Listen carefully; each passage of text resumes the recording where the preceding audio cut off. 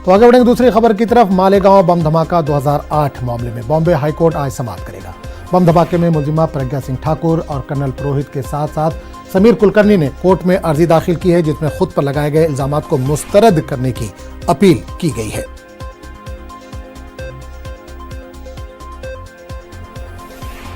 तो नाज़रीन, एक बड़ी खबर है आज मालेगांव बम धमाके के ताल्लुक से।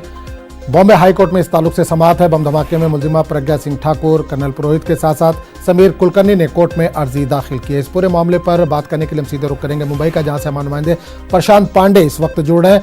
प्रशांत, मालेगांव बम धमाका मामले में आज समाअत है। साध्वी प्रज्ञा सिंह ने बरी करने की मांग की है, कोर्ट से कहा है कि पूरा मामला खारिज कर दिया जाए। क्या उनको राहत मिल सकती है?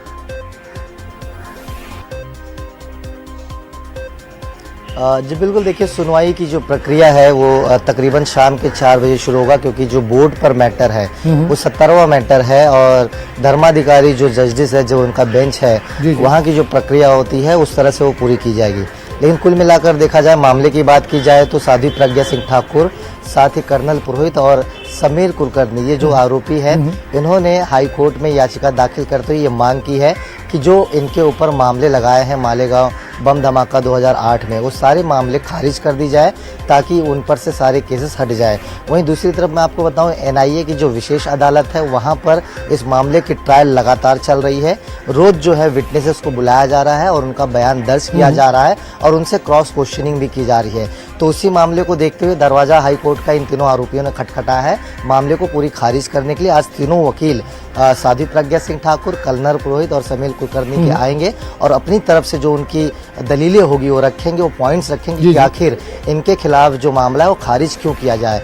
और उसके बाद जो सरकारी वकील है वो भी अपनी बात रखेंगे कि आखिर इनके खिलाफ मामला चलाया जाए। तो ये जो युक्तिवाद है ये होने की आज पूरी गुंजाइश है। लेकिन जिस तरह से मैंने बताया कि बोर्ड पर जो मैटर है 17वें नंबर पर है और मामला जो है शाम के 4 बजे तक धर्माधिकारी बेंच के सामने आएगा। तो देखना होगा कि क्या कुछ बातें और क्या कुछ। बिल्कुल प्रशांत, एक चीज और जानना चाहेंगे, प्रज्ञा सिंह ठाकुर पार्लियामेंट पहुंच चुकी हैं और अगर अदालत इनकी अपील को मुस्तरद कर देता है, नहीं मानता है, तो क्या मुश्किल बढ़ सकती है प्रज्ञा सिंह ठाकुर की, अगर हम खासकर बात करें तो?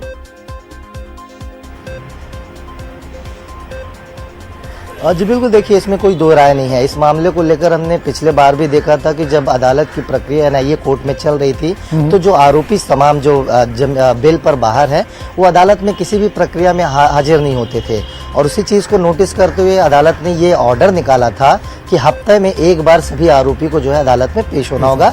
और उस वक्त हमने देखा कि साध्वी प्रज्ञा सिंह, कर्नल पुरोहित जो आरोपी है जो जमानत पर बाहर थे, नहीं आते थे, तो उनको मजबूरन वहाँ आना पड़ा क्योंकि आदेश कोर्ट का था।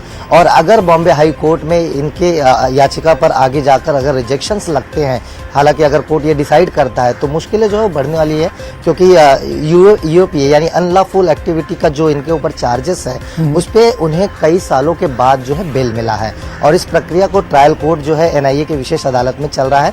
गवाहों के आंकड़े अगर मैं बताऊं तो 136 गवाह जो है वो पूरे हो चुके हैं, उनके बयान जो है दर्ज हो चुके हैं, क्रॉस एग्जामिन भी हो चुका है। और ऐसे में हाई कोर्ट का ये जो सुनवाई की प्रक्रिया है काफ़ी अहम मानी जाती है।